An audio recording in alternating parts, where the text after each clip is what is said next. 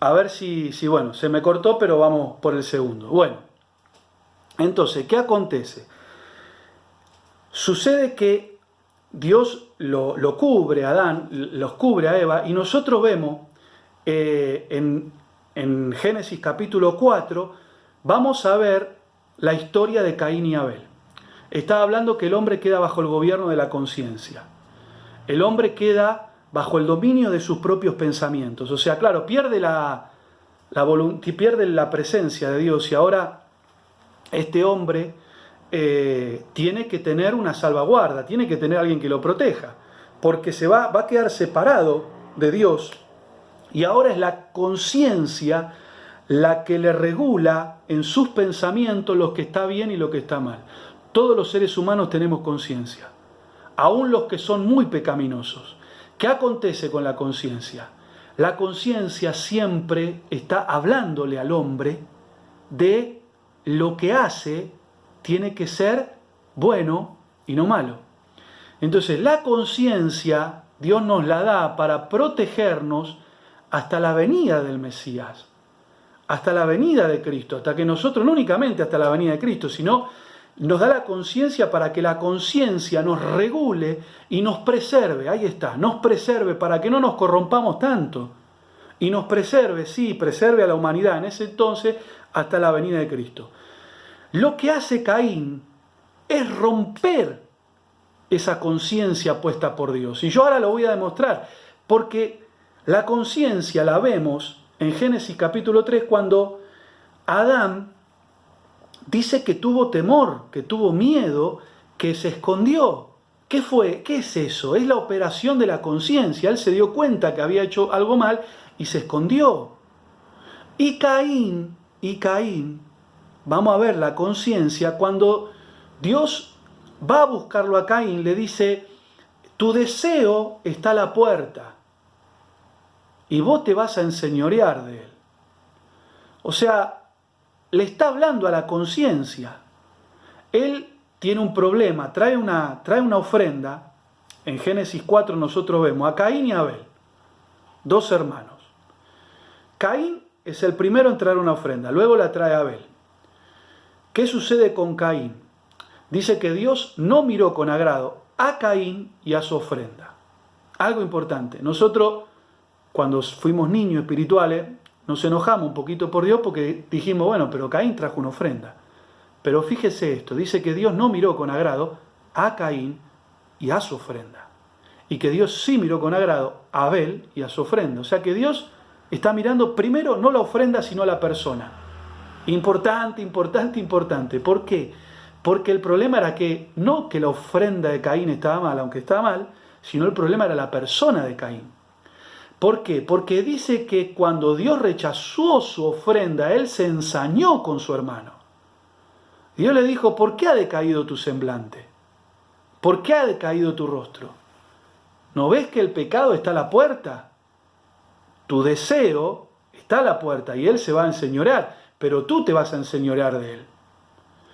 Ahí, en realidad, está marcando el accionar del enemigo sobre Caín.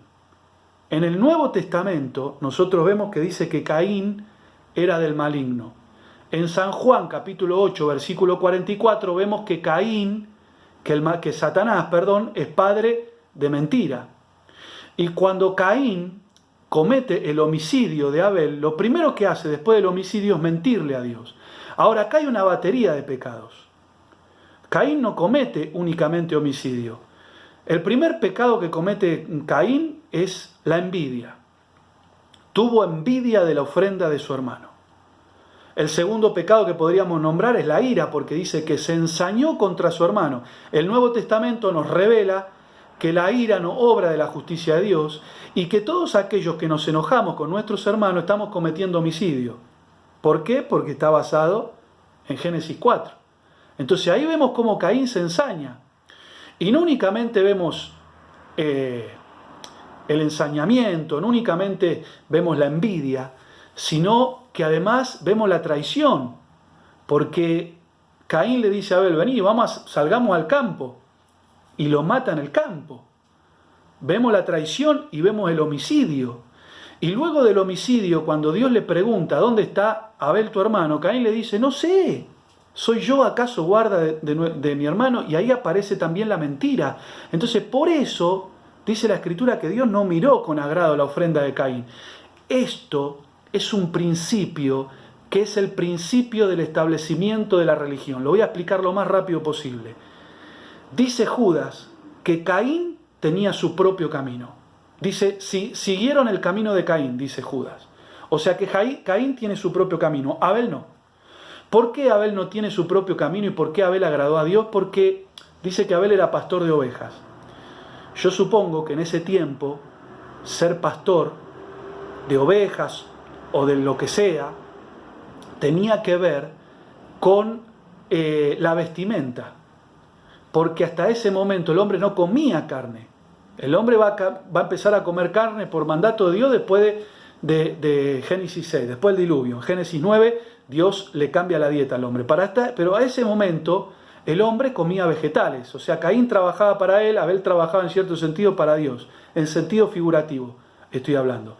Pero cuando Abel presenta el sacrificio, presenta la ofrenda a Dios, hace eso. Presenta un sacrificio. Dice que trae de lo más gordo, del primogénito, de los primogénitos. ¿Quién es el primogénito en la Escritura? Sobre todo en el Antiguo Pacto. Es Cristo. Éxodo 12 nosotros vemos que el primogénito es Cristo. Que Dios quería una ofrenda del primogénito. Entonces mire a Abel. Mire a Abel el entendimiento que tenía de las cosas espirituales. Tremendo. Él dijo, bueno, a mi papá y a mi mamá, Dios les solucionó su problema con un sacrificio. Así que a Dios le debe gustar los sacrificios. Así que le voy a traer un sacrificio. Caín tenía su propio camino, su propia ofrenda, pero Abel no, porque tenía un corazón conforme a Dios. Por eso Caín tipifica la religión. La religión quiere agradar a Dios, pero tiene el corazón mal. Nosotros quizá no queremos agradar el corazón a Dios, pero sabemos cómo llegar a Él. Nosotros sabemos que necesitamos el sacrificio redentor, el sacrificio de Cristo. Así que Abel ofrenda algo conforme al camino de Dios. Y Caín ofrenda algo que no está conforme al camino de Dios. Más allá del corazón, más allá del problema del corazón, de que dice que la ofrenda le agradó a Dios, la de Abel, porque fue hecha con un gran corazón, con un corazón conforme a Dios. Pero nosotros ya estamos empezando a ver cosas que se van a desarrollar más adelante y que todas estas cosas tienen que ver con Cristo. Otra vez en el sacrificio de Abel aparece la idea del Cristo, la idea del sacrificio redentor, la idea que nosotros necesitamos a alguien que nos cubra de nuestros pecados y de nuestras maldades. Ahora, Caín soborna su conciencia, no le hace caso, automáticamente dice, yo no soy guarda de mi hermano, la verdad no me importa que el deseo esté a la puerta, yo le voy a dar lugar al diablo, le voy a dar lugar a mi deseo, le voy a dar lugar al pecado y voy a cometer el homicidio. Entonces es peor, cayó más, ya la generación de Caín está peor, porque en Adán nosotros tenemos una pequeña desobediencia, ya en Caín tenemos homicidio, tenemos mentira, tenemos violencia, tenemos, ¿qué más tenemos? Arrogancia, orgullo, la religión, empieza a aparecer la religión. Entonces ya el pecado ya se empieza a desarrollar. La caída, o mejor dicho, lo que sucede con Caín es una consecuencia de lo que está pasando en Génesis 3. En Génesis 3 la serpiente se metió en la naturaleza humana, en la naturaleza del hombre, y ya en Génesis capítulo 4, con la historia de Caín, ya vemos a Satanás está explayándose como quien estuviera en su casa.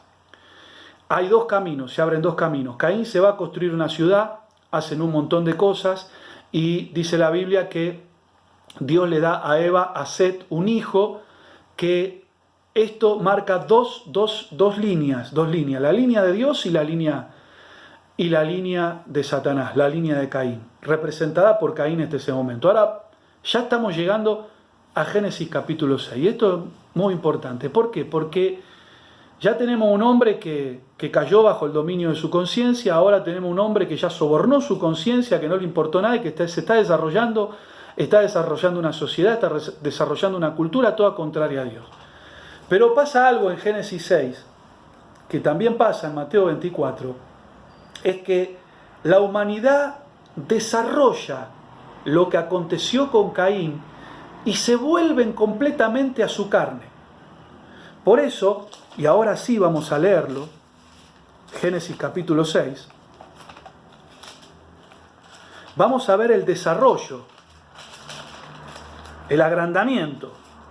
Dice Génesis 6, la maldad de los hombres. Aconteció que cuando comenzaron los hombres a multiplicarse sobre la faz de la tierra, y le nacieron hijos y hijas, que viendo los hijos de Dios que las hijas de los hombres sean hermosas, tomaron para sí mujeres. Y dijo Jehová, no contenderá mi espíritu con el hombre, porque ciertamente él es carne, mas serán sus días 120 años. Había gigantes en la tierra en aquellos días, y también después que llegaron los hijos de Dios a las hijas de los hombres, y les engendraron hijos, estos fueron los valientes que desde la antigüedad fueron varones de renombre. Esto es negativo, no es positivo. O sea, estos varones de renombre no son nada positivos. Son varones de renombre que se levantaron contra Dios. Y vio Jehová que la maldad de los hombres era mucha en la tierra, y que todo designio del pensamiento, el corazón de ellos era de continuo solamente el mal, y se arrepintió de haberlos creado. Esto es un hebraísmo. Dios no se arrepintió. O sea, hay que añadirle características humanas a Dios para entender un poquito qué es lo que Dios está sintiendo. En realidad, una traducción más acertada sería que le pesó a Dios en el corazón haber creado a los hombres. Entonces, raeré de sobre la faz de la tierra a todos los hombres. ¿Por qué pasa esto? ¿Por qué pasa esto? Hay algo que es tremendo en Génesis 6. En Génesis 6 ya la humanidad está pervertida tanto como lo está en Mateo 24. Tanto como lo va a estar en el tiempo del Apocalipsis. O sea que nosotros no nos tenemos que sorprender de la maldad de hoy en día, porque es la misma maldad que había en Génesis capítulo 6. Hay una diferencia, que no estaba Cristo, no estaba el Mesías. Por eso Dios, cuando trajo el juicio del diluvio, lo que tuvo que hacer es preservar a Noé, porque tenía que preservar el linaje mesiánico. Él tenía que preservar el linaje de Adán para que la promesa que hizo sobre la mujer se cumpliera cuando viniera Cristo. Entonces dice algo que es extraordinario. Dice que pero Noé halló gracia. Pero Noé halló gracia. Ahí aparece otra vez la gracia. Y esto yo quiero dejar algo bien en claro. Noé tenía muchos defectos. Dice que cuando terminó el diluvio, él plantó una viña y se emborrachó. También dice que Noé era un varón justo. ¿Pero por qué era justo Noé? Porque le creía a Dios. Siempre es el mismo patrón. No es que Noé basaba su justicia en la ley, porque no tenía ley, sino que Noé tenía la justicia divina porque le creía a Dios. Sencillamente lo mismo que nos pasa a nosotros. Por eso dice que Noé halló gracia delante de los ojos de Dios. ¿Por qué? Porque le creía. Y era justo no por su justicia, sino por la justicia de Cristo. Por la justicia que Cristo iba a manifestar 2000 años después. Ellos miraban la promesa hacia adelante. Nosotros miramos la promesa cumplida hacia atrás. Pero de alguna manera la miraban. Entonces sabía Noé que Dios iba a levantar una generación, Dios iba a levantar una simiente, Dios iba a levantar un hombre, que ese hombre era una simiente prometida por Dios, mediante la cual, al aplastar la serpiente, Dios iba a traer paz a la humanidad. Entonces, ahí vemos el accionar divino, ahí vemos otra vez el avance del procedimiento, del propósito de Dios en el Evangelio de Jesucristo, manifestándose en la historia de Noé. Ahora, ¿por qué juzga Dios con un diluvio? Es que ya los hombres no tenían solución, ya no habían solución. Ya se dice que porque el hombre ciertamente es carne. Esta expresión hebrea nos lleva a entender que en realidad el hombre se había vuelto a su carne. ya la perversión era completa. O sea que el hombre lo único que quería ahora, ya Caín había sobornado su conciencia. Ahora el hombre ya ni le interesaba la conciencia, lo único que le interesaba es satisfacer los deseos de su carne. Y se encendió tanto en su lujuria, porque lo dice ahí Génesis, cuando dice ciertamente él es carne, que ya el Espíritu Santo fue no quitado, sino retirado de la obra de convencimiento. Y acá también vemos un patrón que está en los evangelios, en San Juan creo que 16, que dice que él vino para convencer de pecado, de justicia y de juicio. ¿Quién vino? El Espíritu Santo. Pero no vino a convencer de pecado, de justicia ahora. Siempre estuvo convenciendo de pecado, de justicia y de juicio. En todas las eras, no cambió el accionar de Dios ni el mover de Dios. Entonces, cuando el Espíritu Santo es quitado, cuando el Espíritu Santo es inactivado, si usted quiere, en ese entonces de Génesis, es porque ya el hombre no pudo ser convencido. Hay dos teorías sobre qué significa que los hijos de los hombres hayan tomado para sí mujeres. Una teoría habla de que se mezcló la generación de Caín, la genealogía de Caín, con la genealogía de Set, que se mezclaron esas dos genealogías. Es una forma de ver. Otra forma de ver es que los ángeles, como dice Judas, los ángeles quisieron tomar cuerpos humanos, no sé cómo fue esto, y quisieron tomar para sí mujeres para corromper a la raza humana de tal forma que ya no tuviera solución. Es fuerte esto, pero hay asidero bíblico para pensar que algo de eso pudo llegar a haber pasado. Yo no me voy a manifestar ahora en favor de uno o en favor de otra, porque eso genera muchas pasiones. Y también hay gente que atrás de eso desestima después el mensaje porque dice, no, este está loco.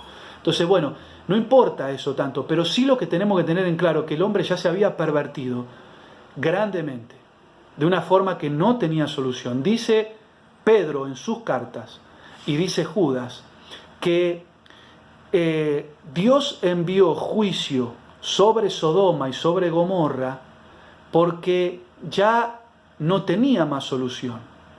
Y que fue esa perversión como en los días de Noé, que se estaban casándose y dándose en casamiento, pero en Sodoma y en Gomorra nosotros tenemos que acordarnos que los ángeles que entraron con Lot a la ciudad, que eran ángeles en forma de hombre, una imagen masculina, siempre que los ángeles se revelaron en el antiguo pacto, se revelaron en forma masculina, en el nuevo también, no hay una revelación de ángelas, sino solo de ángeles masculinos, siempre figura masculina.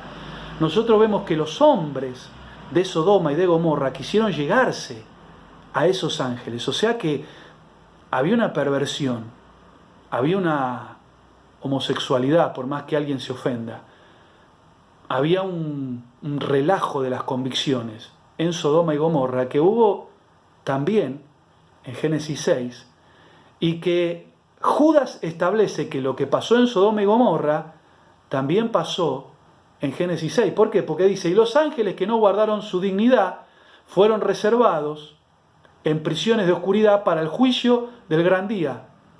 Porque de la misma manera que Sodoma y Gomorra fueron en vicios contra la naturaleza, estos también mancillaban la carne. Entonces hay un cierto grupo de ángeles que está reservado con Dios, por Dios, en el Averno, en el infierno, en donde usted quiera, que están bajo prisiones de oscuridad porque esos ángeles quisieron corromper tanto a la humanidad, incitando a la humanidad a pecar contra Dios, que de alguna manera transgredieron una línea y una norma que Dios les había puesto.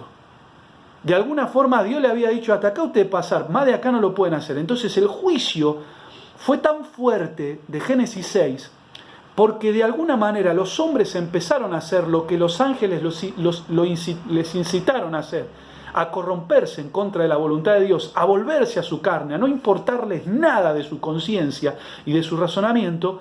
Entonces Dios juzgó. Y esa es la característica de los últimos tiempos. Por eso aparecen tantos movimientos en contra de la familia. Porque en los últimos tiempos aparecen tantos movimientos en contra de la familia. ¿Por qué? Porque al destruir la familia, destruyen el proceso del diseño de Dios, no únicamente para levantar un Mesías, sino además para levantar a una iglesia poderosa, para levantar una generación de hombres y mujeres que verdaderamente adoren a Dios. Si el diablo logra corromper al hombre antes que el hombre se avive del propósito de Dios, entonces la obra, el ministerio de Cristo, quedaría inconcluso. Pero nosotros tenemos que dar gracias a Dios. ¿Por qué? Porque en Génesis 3, en Génesis 4, en Génesis 6 y ahora lo que voy a decir en Génesis 11, siempre Dios le dio una solución. Siempre Dios solucionó el problema que el hombre planteó. Dios le dio solución al hombre para poder llegar a cumplir su propósito. Entonces, por eso nosotros nos encontramos en Mateo 24 y en Apocalipsis con una generación completamente corrupta, donde lo que intentan es corromper el linaje humano. Mire, ya se está hablando de eugenesia, se está hablando a través de la marca que en algún momento quieran ponerle a los seres humanos, que esa marca va a tener la particularidad de poder cambiar los genes del hombre, la genética del hombre, hacerlo más fuerte, hacerlo inmune a determinadas enfermedades y sobre todas las cosas controlar su pensamiento. Algo que en forma de semilla estaba presente en la idea de la generación de Noé en Génesis 6. Y para concluir, en Génesis capítulo 11, donde nosotros empezamos a ver la Torre de Babel, ¿qué es lo que acontece en Babel? Nosotros tenemos una humanidad ya que fue juzgada por Dios. Vemos, sale Noé. Dios le dice algunas cosas particulares a Noé. Le dice que va a comer carne. Eso tiene algo también, usted imagínese que después en la ley iba a venir el derramamiento de sangre. Entonces ya Dios nos empieza a mostrar que en el diseño original, que no había ni necesidad de sacrificio, ahora es otro contexto y el hombre comienza a comer carne porque va a haber mucho derramamiento de sangre. Pero más allá de eso, Dios le establece a Noé el primer gobierno humano. ¿Por qué? Porque dice, aquel que mate al hombre, derrame sangre del hombre, la sangre del hombre será derramada por él. O sea, que de alguna manera está diciendo ojo por ojo y diente por diente, que es el primer estadio del gobierno del hombre. Dios introduce este ojo por ojo y diente por diente porque lo que está intentando es preservar a la humanidad hasta que venga la revelación de lo pleno. O sea que en un contexto donde el hombre se mata a sí mismo, en un contexto donde el hombre se rebeló en contra de Dios, lo único que lo podía contener un poco son las restricciones. Entonces el ojo por ojo y el diente por diente sirvió para que el hombre esté un poco restringido, para que no se corrompa tanto. Entonces por ahí el que iba a robar iba a pensar dos veces si tenía que robar, porque si él robaba después iba a tener que restituir. El que mataba iba a pensar dos veces, porque el que mataba después iba a tener que ser muerto.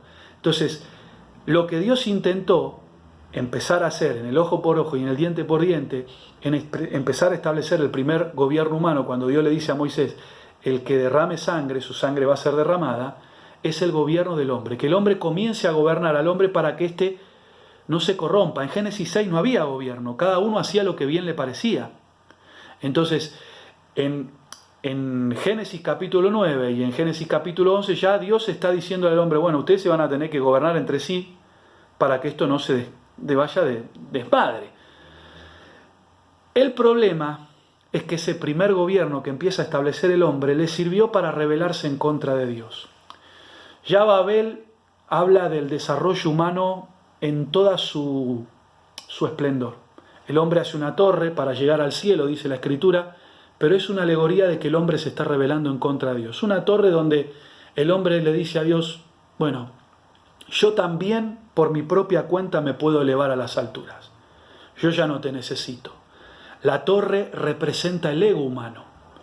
Entonces vemos a la generación de Génesis 11 desarrollando la cultura, desarrollándose en ciudades, escondiéndose de Dios y rebelándose en contra de su voluntad y queriendo correr a Dios de la historia. Ahora Dios no envió el juicio que va a enviar en Apocalipsis porque todavía no estaba la línea mesiánica, pero ya la maldad estaba desarrollada a ese mismo punto. Entonces, ¿qué es lo que hace? Le confunde las lenguas. Fíjense que nosotros a través del internet, a través de los celulares, a través de las aplicaciones, ya no hay problemas con las lenguas. Porque yo puedo estar hablando con una aplicación, con una persona en otro idioma y la otra persona me entiende. Puedo mandarle un mensaje en castellano y a él le aparece en inglés. Entonces, otra vez hay una unidad donde los idiomas, a pesar de que seguimos teniendo la diferencia de idioma, el hombre se la ideó para volver a unir otra vez y hablar todos un mismo lenguaje para que la humanidad pueda levantar su humanismo en contra de Dios y la última generación de la tierra en contra de Dios se desarrolle, como dice Apocalipsis 17, en Babilonia. La Babel de Génesis 11, Babel en hebreo, es la Babilonia de Apocalipsis 17. Babilonia está en griego. Así que cuando Jesús le habla a sus discípulos, como en los tiempos de Génesis, como en los tiempos de Noé, también podríamos decir como en los tiempos de Babel, vamos a ver en Apocalipsis el desarrollo de estas dos líneas, sobre todo, de las últimas dos. Primero el hombre cayó, después Caín mató a su hermano, luego tenemos el pecado en Génesis 6 y luego en Génesis 11. Génesis 6, la humanidad empieza a cometer pecados transgénero, empieza a querer probar y romper los límites que Dios le había puesto. Ya no es más hombre con hombre, hombre con mujer y mujer con hombre, sino que es hombre con hombre, mujer con mujer. Pero no únicamente eso, es animal con hombre, animal con mujer, es mujer transformándose en hombre, haciéndose hombre, casándose con hombres y casándose con mujer. O sea, ya nadie sabe, nadie puede entender qué son determinadas personas. Y no es que uno quiera discriminar, sabemos que Dios ama a todo, pero llega un momento que si no atendemos a lo que Dios dice, que si no escuchamos el mensaje del Evangelio, que si no escuchamos la palabra, Dios permite que nuestro corazón se vaya tras cosas que no aprovechan y la perversión, el incremento de la perversión va a ser tremenda. Por eso estamos en los últimos tiempos, porque esto lo hemos visto estos últimos años. El aborto, no tengo tiempo ahora de hablar del aborto, pero ya en Génesis capítulo 3 empiezan a hacer la idea del aborto. La última generación de la tierra, el desarrollo de esta maldad, el desarrollo de estas cosas va a estar a pleno, a full, como dijo algo. Y también el desarrollo de Babilonia, la madre de todas las abominaciones de la tierra. Una religión que va en contra de la voluntad de Dios. En Babel también nosotros vemos el desarrollo de una religión que va en contra de Dios. En Babilonia vemos a la madre de todas las rameras, a la fornicaria, a la que se mimetiza con el mundo, que se levanta en contra de Dios. Por eso es muy bueno, amado hermano, que nosotros podamos ver que todo lo que está aconteciendo tuvo su inicio en Génesis, está teniendo su desarrollo en Mateo 24 y que va a desembocar en los eventos escatológicos finales del libro de Apocalipsis. Así que bueno, esta es, creo yo, la última introducción que voy a tener y ya espero verlos para el capítulo 1 de Apocalipsis. Abrazo.